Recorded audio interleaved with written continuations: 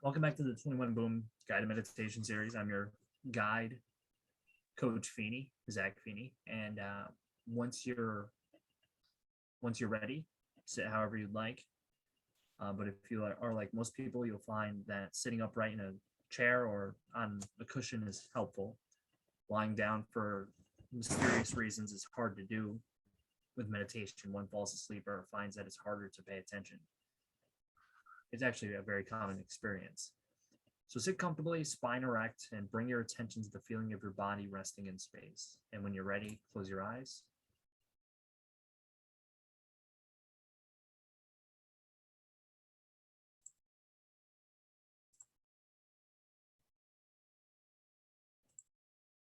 And as you bring your attention to the breath, rather than feel that you are aiming at the breath or trying to dive down into it or get closer to it, just receive it. Just be the space in which it's appearing all on its own.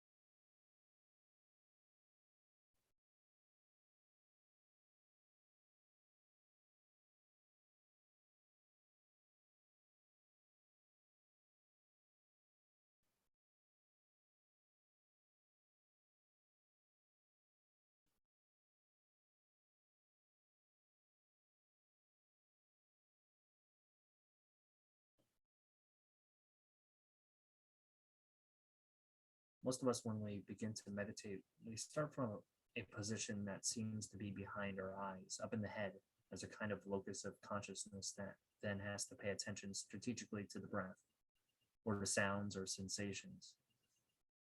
And there's this feeling of aiming at objects. But this you'll find is another concept. This itself breaks down when you pay attention to it. Everything just appears on its own in the flow of consciousness.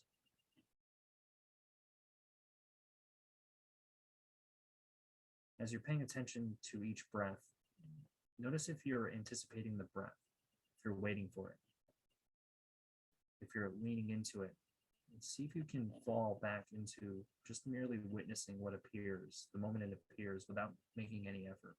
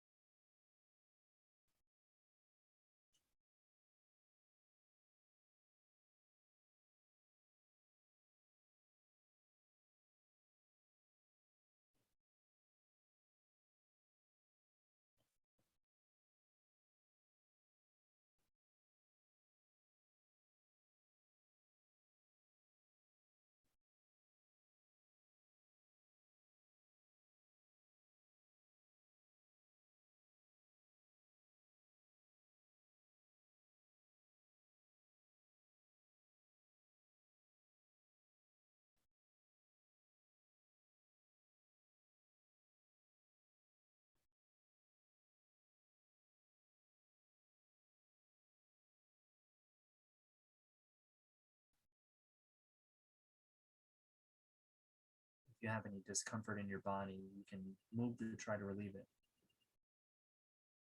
As you do, just notice all of the sensations associated with moving, and then come back to the sensation of breathing.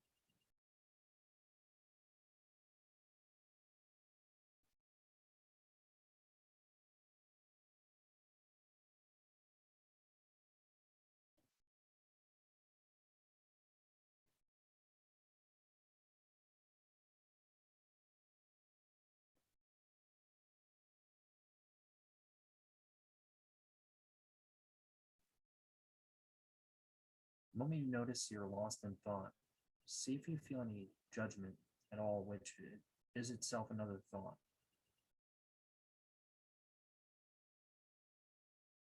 Just notice the whole complex of thinking as another raw appearance in consciousness, just like a sound, just like the sound of my voice, and then return to feelings in the body.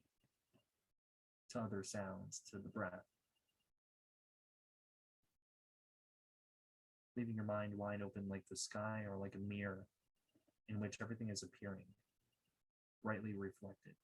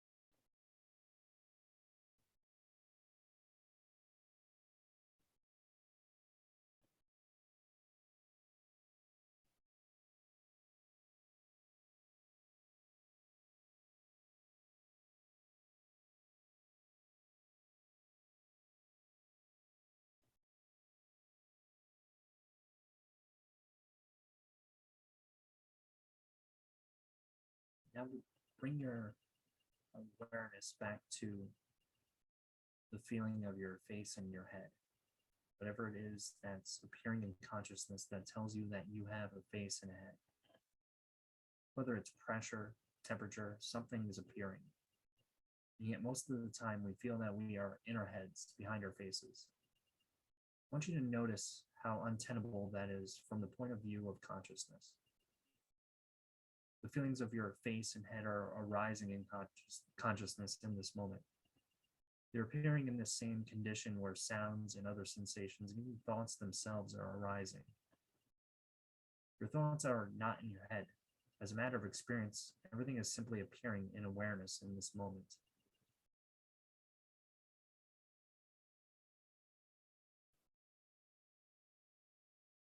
This is not a statement about consciousness being independent of the brain. We can think and talk about that in another meditation. What I'm talking about is the raw experience. There's just sensation arising in each moment in consciousness. And this includes the feeling of having a head, the feeling of being behind your face.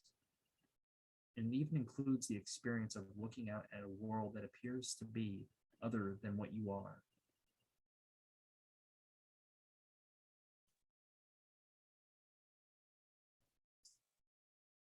So in this moment, open your eyes and simply look at your visual field, at this bright display of color and shadow. This too is appearing in the same space. It's the same place where thoughts and sensations are arising. This is consciousness. And if that's not obvious to you, I'd like you to consciously visualize something in the space before you. Picture a candle burning a few inches from your nose. Something appeared there. Some people who can visualize very clearly might see something quite vivid. For others of us, it could just be this subtle impression of vision, but something happened, right? That's a thought appearing in your visual field. All this is a construct of your brain that has very much the quality of a dream. In waking life, our brains are doing much the same thing they're doing while we're dreaming. They're just constrained by the data coming in from the world. Everything you can see in the world as the world is appearing by virtue of what your brain is doing. And it's appearing in consciousness, and there's only one space in which anything can appear. And it's right here, in this field of color and light and sensation, and as a unified space wherein everything that can be noticed is noticed and changes moment to moment. Now, close your eyes again. And rather than lose your connection to seeing, now stare into the darkness behind your eyelids. That too is a visual field, every bit as much as what you saw with your eyes open. Maybe indistinct, you may be apt to forget about it in a few moments. There is potentially much to see there.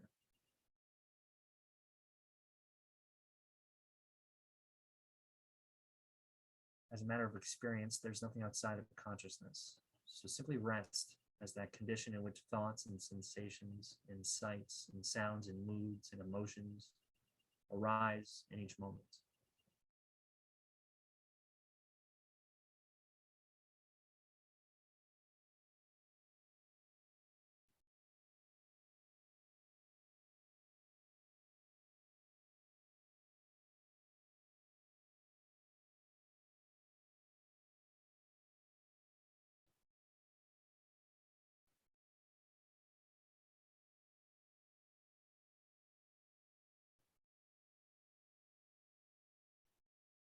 If you find your attention becoming diffuse and not noticing anything with any real clarity, you might sharpen it up by paying very careful attention to the breath. And again, the use of a mental note can be very helpful here, either in and out, or actually counting your breath and starting again at one when you lost count.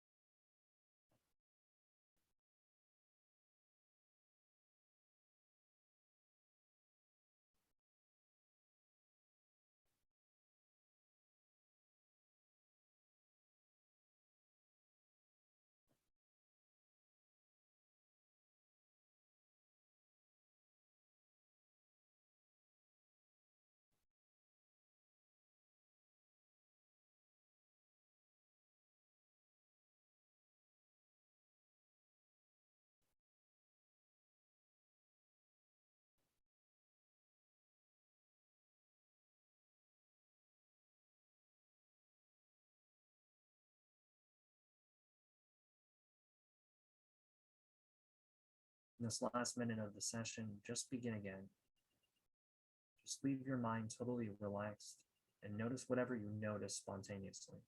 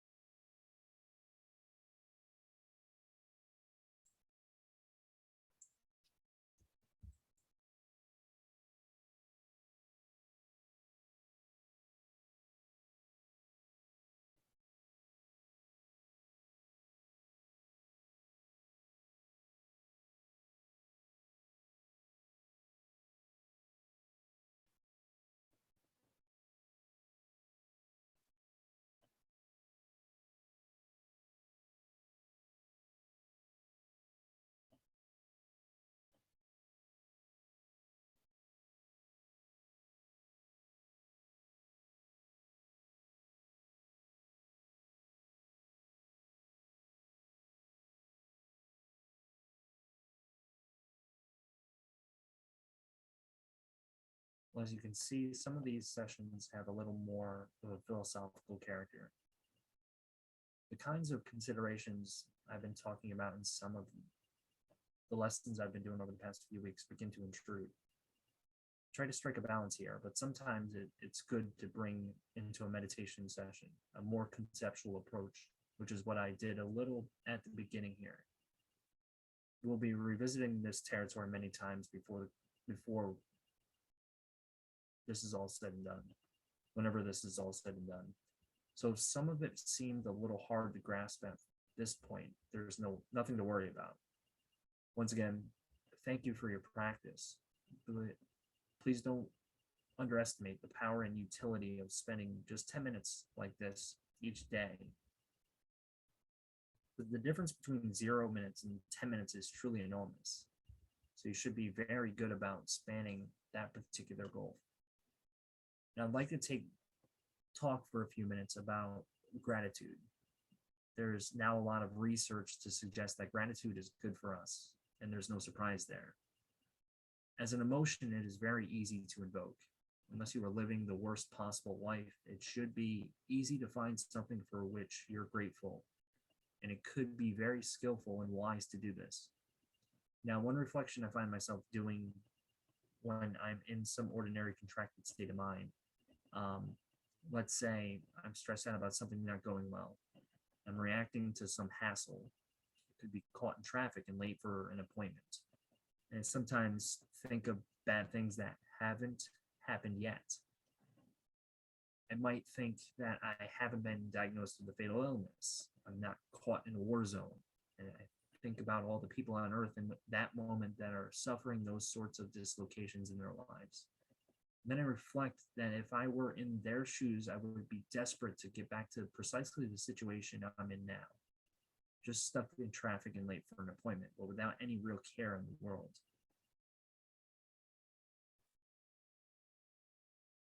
And another thing is to just think about what it would be like to lose everything, and then for it to be restored to the moment you're in now, however ordinary it may be.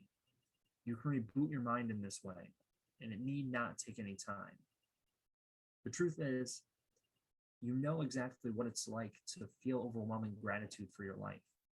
And if you have the freedom and the free attention to listen to me right now, you're in an unusual situation. There are at least 1 billion people on earth at this moment who would consider their prayers answered if they could trade places with you. There are at least 1 billion people who are suffering debilitating pain or political oppression or the acute stages of bereavement. To have your health, even just sort of, to have friends, even only a few, to have hobbies or interests and the freedom to pursue them, to have spent this day free from some terrifying encounter with chaos, is to be lucky. And just look around you and take a moment to feel how lucky you are. You get another day to live on this earth. So let's enjoy it.